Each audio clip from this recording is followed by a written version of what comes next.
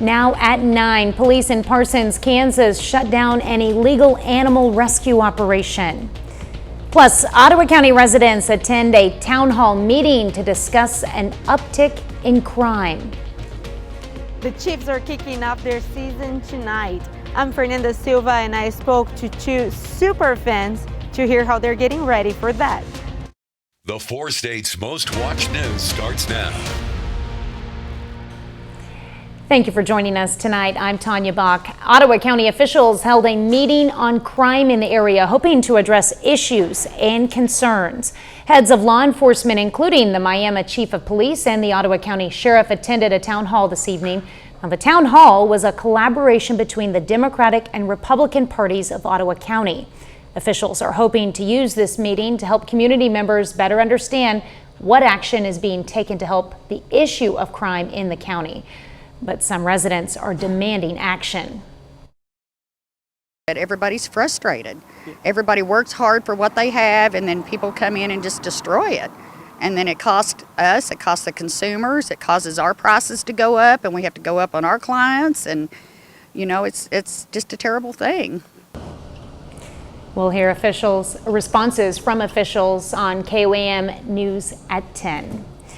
Parsons police and code enforcement worked to shut down an illegal animal rescue. An investigation revealed a homeowner on the 500 block of North 25th had been running what the resident called a nonprofit animal rescue. There were 9 dogs at the home with no running water or working sewer system. Parsons City Code only allows 4 total animals in a home. And as of this morning, police say the homeowner was able to rehome all of the animals to keep them from going to the city pound. No charges have been filed. Chief Meteorologist Doug Hetty joins us with a first look at weather. Well, it turned out to be a hot one for us today. Temperatures above our average high, up to 89 for an afternoon high. Nice start, 59, 85 is where we should be for this time of the year. And you can see our temperatures mainly sitting into the mid 70s at this point in time. And that's what we're going to see as we drop through the next several hours. But it looks okay. We have clear skies out there right now, 76. Feels like 76 as well. As we go through the overnight hours, some showers and thunderstorms start developing late tonight, mainly after 2 or 3 o'clock in the morning. So that's something we'll definitely have to keep our eyes on. Also very hazy out there. A lot of smoke from those Canadian wildfires. So the smoke is going to stick around tonight into the daytime hours for us tomorrow as well. Of course, we're going to break down those thunderstorm chances for you here in just a bit.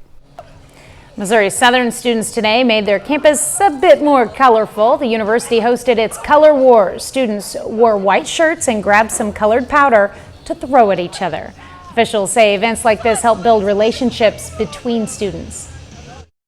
It's just a great way for people like throughout the school to connect and have a good time and get involved, kind of showing people the type of stuff we do. We did this a year ago and we started, and now it's a tradition that we have going on that we're going to be continuing on throughout the years. And so it's fairly new, but last year it went so good and so many people enjoyed it. We were like, we got to have this. MSSU also hosted an ice cream social this afternoon with the school's president and his wife. As college students head back to school, they can be an easy target for fraudsters. The BBB says by establishing good habits for monitoring and detecting fraud, students can greatly reduce their chance of being a victim of ID theft. You have students who are dealing with things in their financial life maybe they've never had to deal with before, like managing a budget or loans or scholarships. And scammers know that. They're trying to take advantage of that. And then the other thing is a lot of times in college you're in a communal living situation. So sometimes your information can be laying around or in a dorm mailbox, and that can make it vulnerable to people who want to steal your ID. The BBB says nearly 12,000 student loan scams were reported just last year.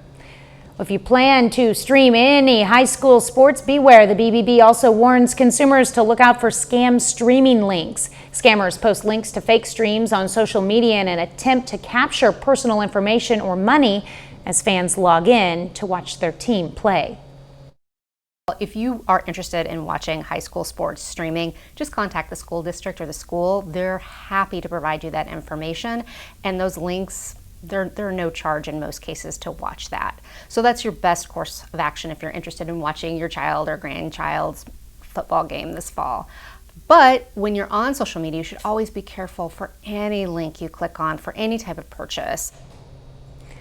Another tip, if you do pay for stream, use a credit card in case you need to change the method of payment. The Chiefs began their Super Bowl defense tonight, hosting the Detroit Lions in the first game of the NFL season.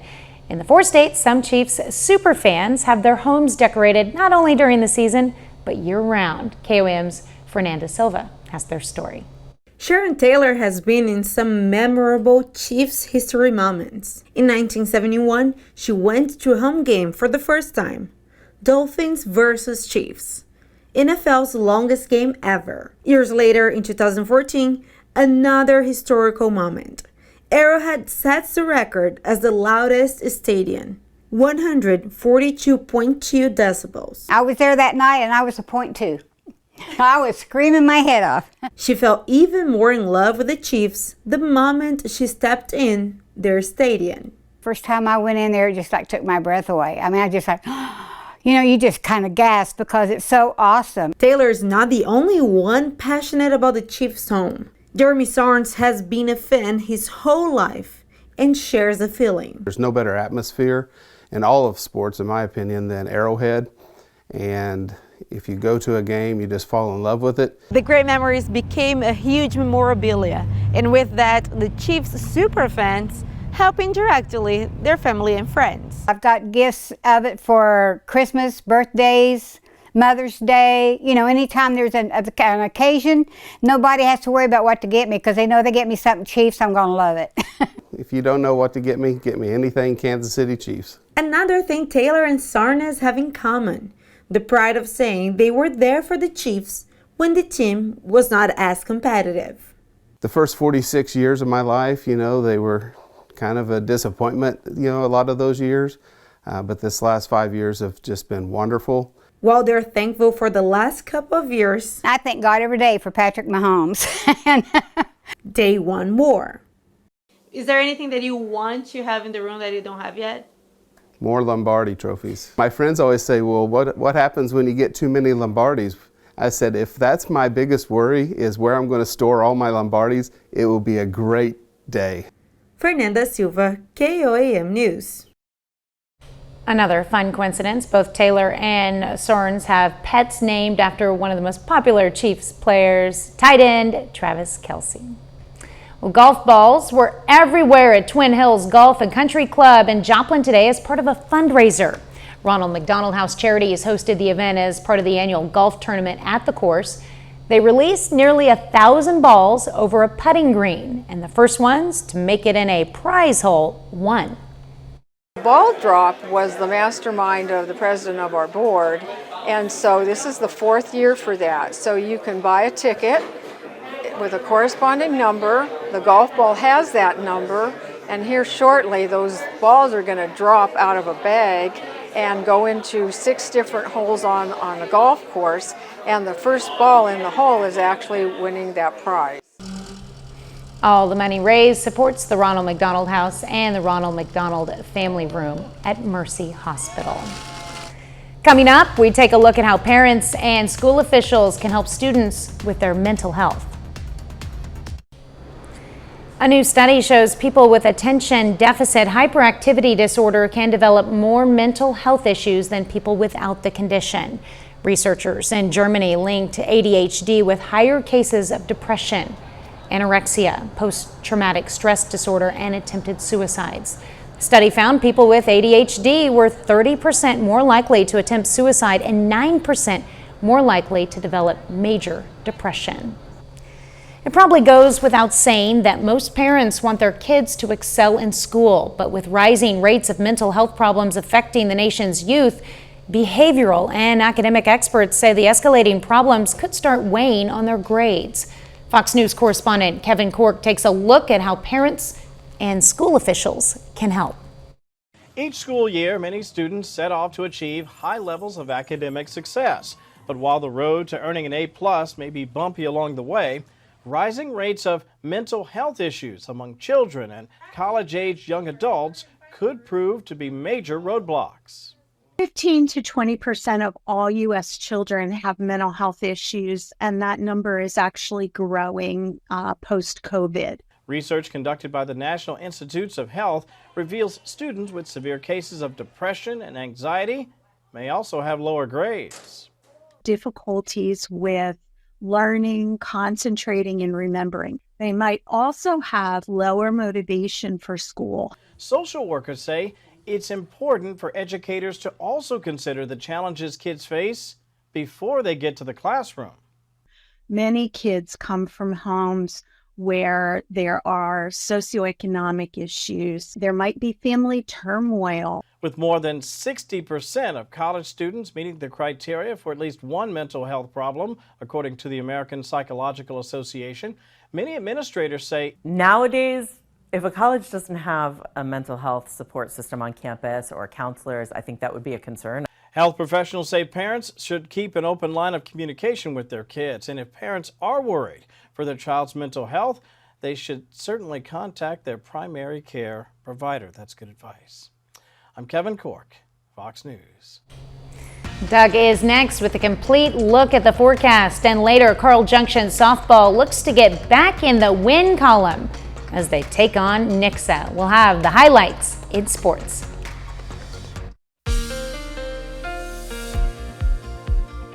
Well, it turned out to be a hot one for us today. Temperatures right around 90 degrees. Very hazy outside with the smoke from the Canadian wildfires. And we're going to see that sticking around tonight and then into tomorrow as well. Nice shot, Indigo Sky Casino and Resort, of course, Indigo, just outside of Seneca, Missouri. All right, look at that thick smoke across the region. And as we go through the next 24 hours, thankfully, tomorrow evening, it starts to let up a little bit, so it's not going to be quite as hazy.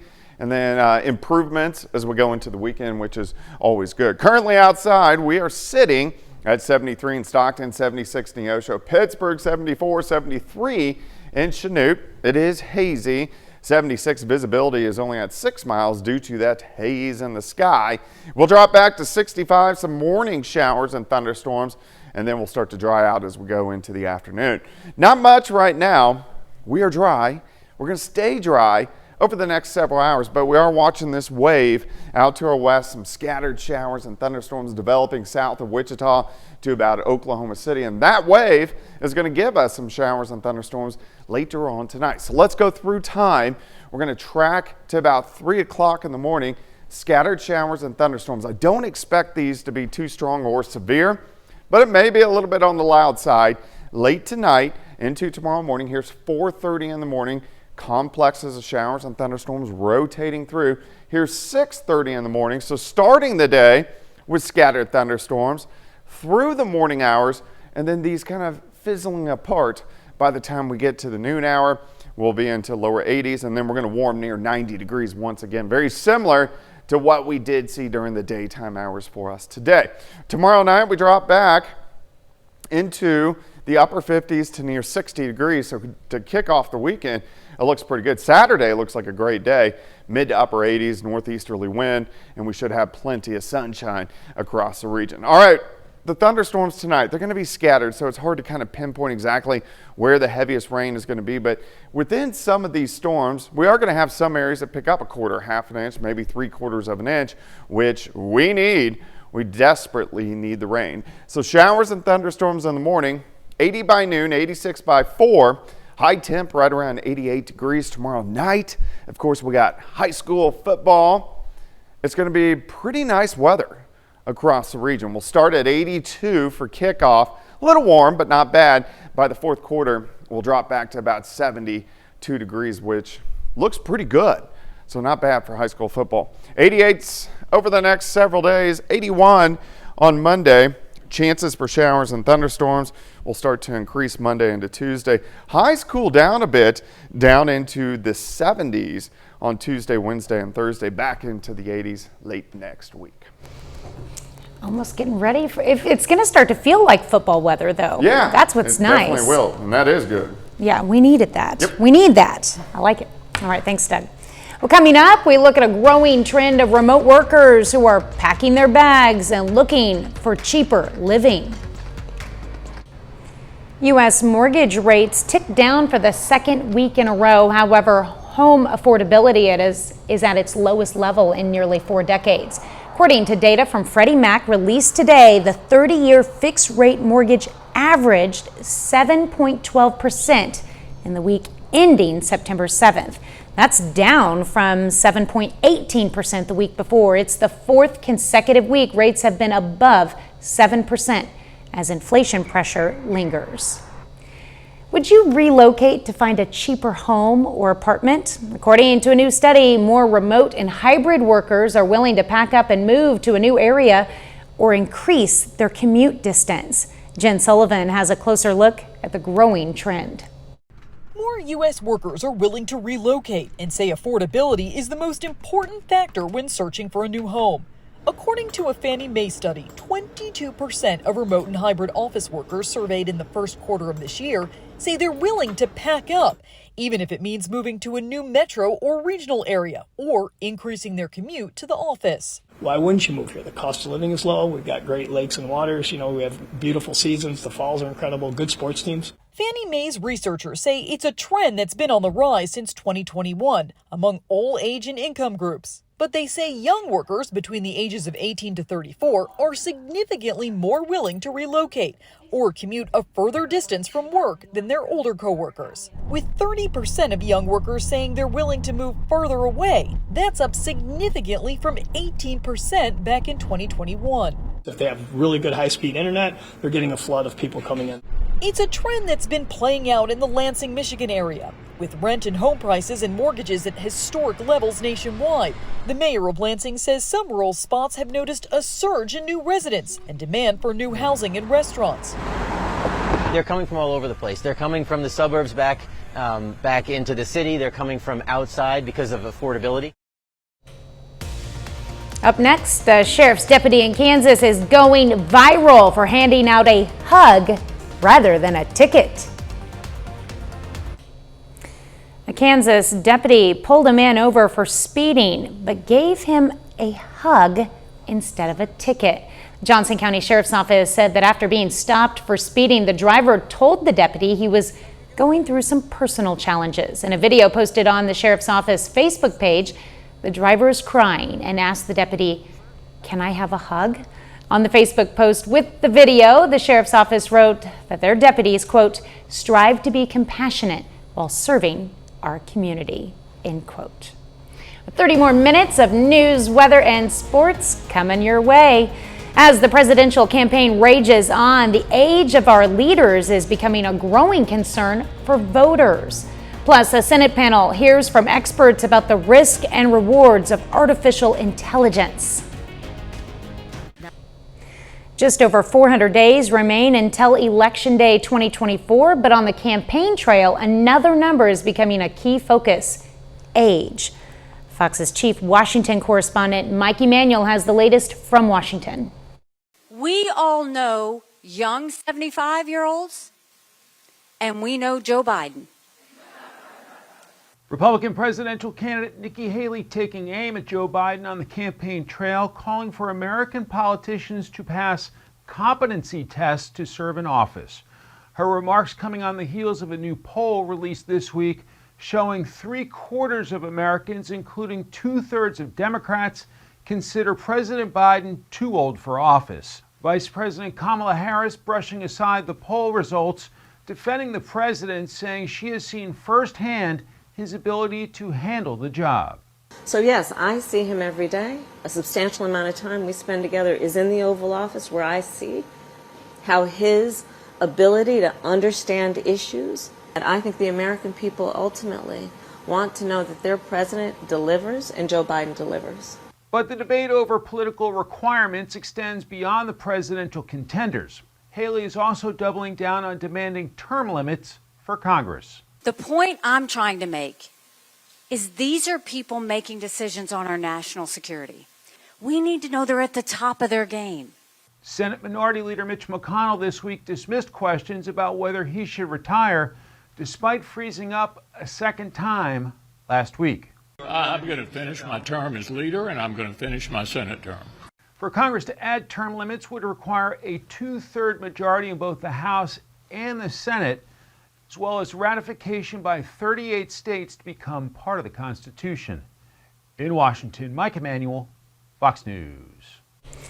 President Biden is heading overseas where he will make the pitch to world leaders that the U.S. is a more trustworthy economic partner than China. President's first stop will be in New Delhi, India, for a meeting with world leaders at the G20 summit. He'll then head to Vietnam, a country which has seen trade with the U.S. expand greatly as tensions between the U.S. and China increase. Well, federal prosecutors revealed in a court filing they will seek to indict President Biden's son, Hunter, before the end of this month. The news comes after a tentative plea deal between the government and Hunter Biden's attorneys over taxes and an agreement on a firearms charge fell apart this summer. This comes as House Republicans have already ramped up their investigations into the president and his son. They also want the special counsel investigating Hunter Biden to testify. As artificial intelligence seeps further into daily life, there are mounting questions on Capitol Hill about how to regulate the fast-growing technology. Fox News correspondent Rebecca Castor has more. From healthcare to retail, banking, and entertainment, AI is changing the landscape in numerous industries. And lawmakers are racing to regulate the rapidly advancing technology. We need to find an approach that balances both innovation and safety. On Capitol Hill Thursday, AI and energy experts testified before a Senate panel about the risks and rewards the emerging technology could have on the nation's energy sector. AI can do a lot of good, but it can do a lot of harm here, right? Advocates say AI could help stabilize an overburdened electric grid, like in Texas, where extreme heat is putting cities at risk for blackouts. But hackers showed in 2021 how an entire oil pipeline could be taken offline. And Congress does not want a state's electric grid to be next. AI also lowers the bar for bad actors to do even worse things and to do those worse things easier. Meanwhile, the U.S. does not want to lose the AI race to China or risk its scientists' research falling into the wrong hands. We simply must be bolder and move faster or risk falling behind. We will not outcompete China in AI if they're able to just steal the technology funded by our taxpayers' dollars. Thursday's Senate hearing is just the start of many conversations lawmakers will have on AI this session. Senator Chuck Schumer is hosting his first AI forum next week with names like Elon Musk, Mark Zuckerberg, and Bill Gates expected to be in attendance. In Washington, Rebecca Castor, Fox News. A bit later, we'll have some tips to help you declutter your home before fall without feeling regret.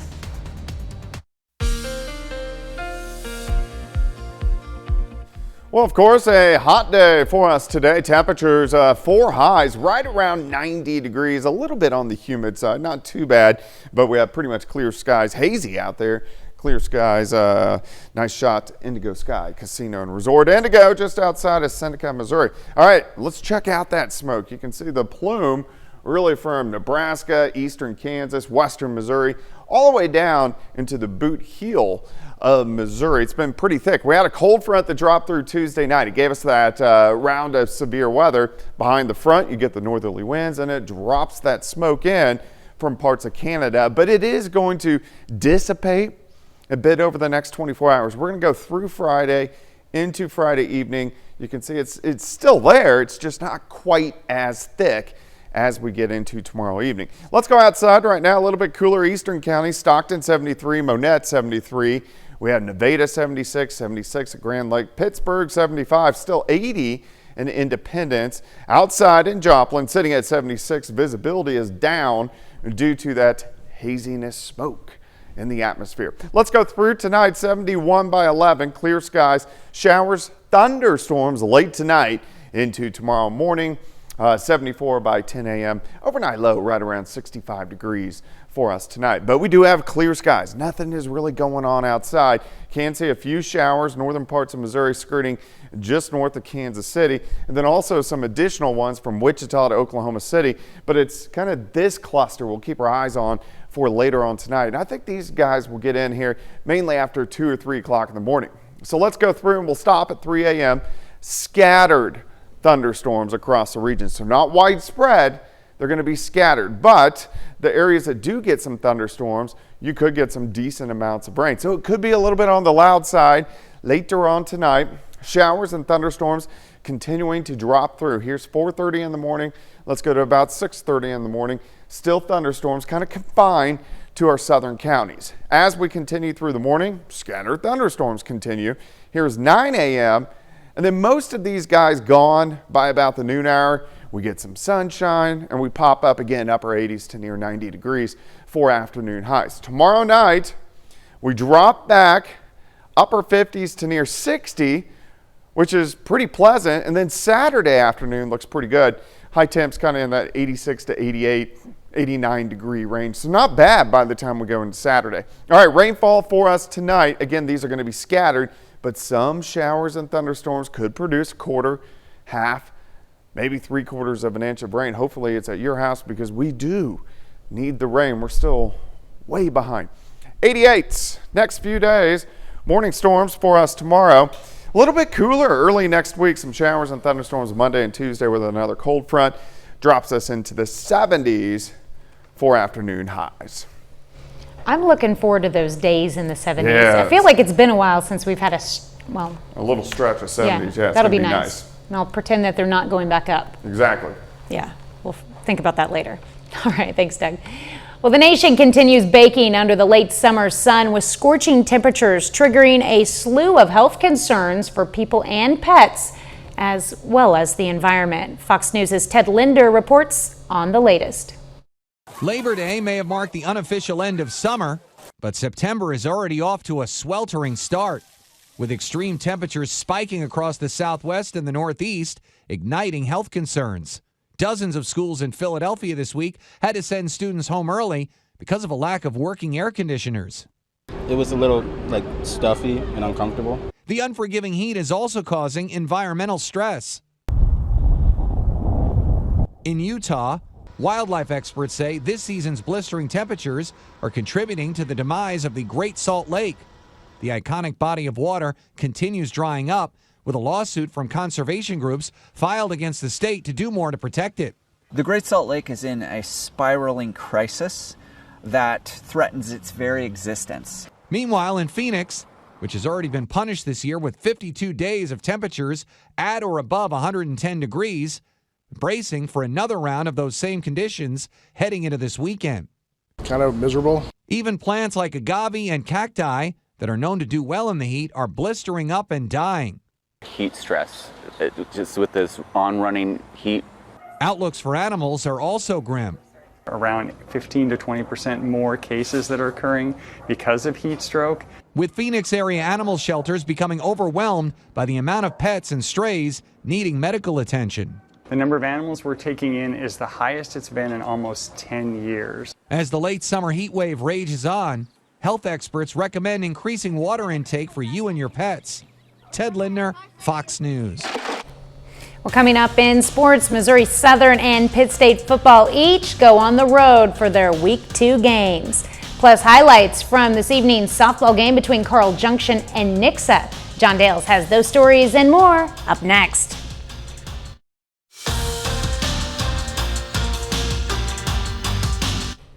It's a busy night for football in the 4 states and beyond. Starting first with Pitt State, who opened the year with a 34-7 win at home against Washburn, but after getting moved up to number 3 in this week's coaches poll, big-time test tonight on the road at Fort Hays State. Now that game's still going on right now. The Gorillas started out slow, much like last week, but have turned it on big time in the second half. Fort Hays State led 7-3 after the first quarter, 14-13 at halftime, but the Gorillas have now rattled off 27 unanswered points and have a huge fourth quarter lead thanks to Chad Dodson with over 230 passing yards, 2 touchdowns for the Gorillas with just over 5 minutes left to play. Meanwhile, Missouri Southern football on the road tonight as well. Lions going to Washburn, trying to prove last week's performance, holding number 5 Northwest Missouri, not just a flash in the pan. They do exactly that, and then some. Missouri Southern gets first win of the season, 30-23, First time the Lions have knocked off the Ichabod since 2014. First time they've done it on the road since 1997. Defensive back Ali Jabril gets the game-winning interception with just 30 seconds left. Back here in the 4 states, though, high school football action tonight. Colgan, big win over Girard. The Panthers eviscerate the Trojans 47-8. Cooper Simmons with 4 touchdowns in week 1. He adds 3 more tonight, along with a forced fumble and a fumble recovery. Tucker Harrell also scores 3 touchdowns in the win. And the busy night of football continues in the NFL with the Chiefs and the Lions. Tight game there, 17-14 last check of that one. It's been tight all night. Kansas City holding a 3-point lead. Pat Mahomes has completed passes to 9 different receivers tonight in the absence of Travis Kelce. Back locally, Carl Junction softball hosts Nixa this afternoon. Each of these two coming off a loss on Tuesday. Bulldogs fell 10-7 to Webb City. The Eagles coughed up a 2-run lead in the final inning to Neosho. So Carl Junction back at home taking on Nixa, but things did not go as planned early on. First inning, 6-0. Bases loaded and Paige Garrettson going to clear them. 3-run double, 9-0. Nixa leads at that point. Eagles scored 10 runs in the first. So Carl Junction has its work cut out for them. Have to claw their way all the way back into it. Bottom first, 10-1 Nixa when Kylie Spencer hits this one deep into the gap. 2-run score on the RBI double. CJ trails 10-3 at that point. Now in the second, Bulldogs down 11-4. Madison Olds keeps this ball fair down the line. That's an RBI double. Hannah Cantrell comes in to score. Leads down to 11-5. Then in the third, 12-6. Hannah Cantrell at the plate this time, RBI single, 12-7. Later in the inning, Bulldogs down 12-8. Madison Olds again hits it into the gap. Bulldogs trailed all night, couldn't quite complete the comeback. Nixa goes on to win this game 19-9. That's all for sports. We're back with more news after this. The fall season is nearly here, and for some that means it's time to clean up their homes for the upcoming fall and winter seasons. But for some, getting started is the hardest part. Fox's Jenna Sachs spoke with an expert and has some tips on how to declutter your house or apartment without having any regrets on what you trash or give away. It feels cluttered. That's Erica Malmgren, days before delivering her second daughter. She was in full nesting mode and ready to declutter. I just constantly feel like I have to move something, to do something, like I can never just relax. The first and the hardest step is getting ready to let go. So starting with a small project will actually make you feel lighter and propel you into tackling the bigger projects. 3 questions can help you get a jump start on letting go. Do I really need it? Can I easily replace it? And if I'm not using it now, will I want it in 5 or 10 years? If you haven't used it, get rid of it. If you can replace it in under 20 minutes for under $20, there probably won't be much regret if you toss it. People do get tripped up with items they have in storage and worry that they're going to want to use again. The best thing to do is to set some simple ground rules, like I'm going to throw out every magazine that's older than 6 months, or I'm going to throw out every blurry photograph. You could also use a mantra like use it or lose it. Anything that's going to help you move through the junk faster. Some more pro tips. Don't touch the items you're considering throwing away. Instead, have a friend or a professional organizer hold up the items for you. For photos and heirlooms, keep what's precious. Pick just a very few of them that have the most meaning and get rid of the rest. And those things are going to have so much more value for you. For Erica, throwing out forgotten toys, giving away older electronics, and donating books and CDs to her local library helped clear her space and her head. It feels more open and inviting. Coming up, we'll learn about an organization that's helping veterans write songs as part of their healing process. Songwriting can be an outlet and a healing form of expression. One organization is offering just this for veterans and families across the country. Songwriting with Soldiers has served more than 2,000 combat veterans through retreats and partnership programs with more than 1,000 songs written. Here's Fox's Ashley Dvorkin with more. Are you ready to show the world what we made this weekend? Songwriting with Soldiers focuses on the healing power of music through immersive retreats. We pair professional songwriters with veterans and their families to help tell a piece of their story. Get to know everybody else just through the songs. Jay Clementi is musical director of the nonprofit. Crystal Gasser is a participant whose husband is part of the Fort Carson bomb unit. They were doing a EOD warrior spouses retreat, and I saw it posted, and I was sort of like, that's not for me. That's for people who have harder times or whatever. And Jay, you might remember this. My husband was like, no, it's absolutely for you. This is who it's for. It ended up being one of the best experiences. In 2021, she and Jay wrote Overwhelmed. I'm overwhelmed.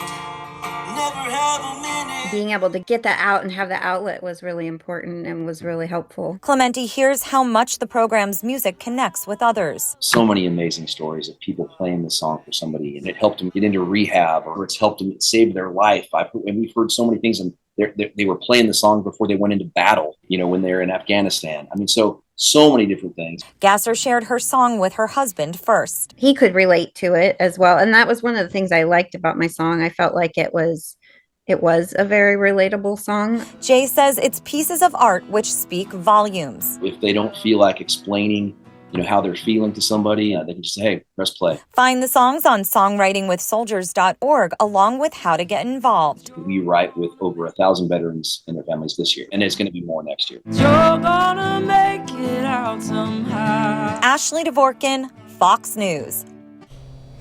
That's our time for tonight. Thanks for joining us. We'll leave you with video of newborn numbats at an Australia zoo. Have a great night and an even better tomorrow.